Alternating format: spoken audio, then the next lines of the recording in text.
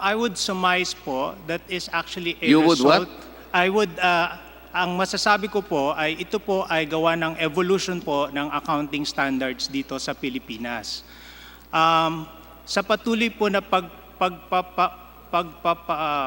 to improve the financial reporting in the Philippines, there are a lot of accounting standards that are implemented. So that may on a kasalanan, year-on-year ang may po, kasalanan po ba nag-iiba nito po ay siya the ng evolution of the accounting standards?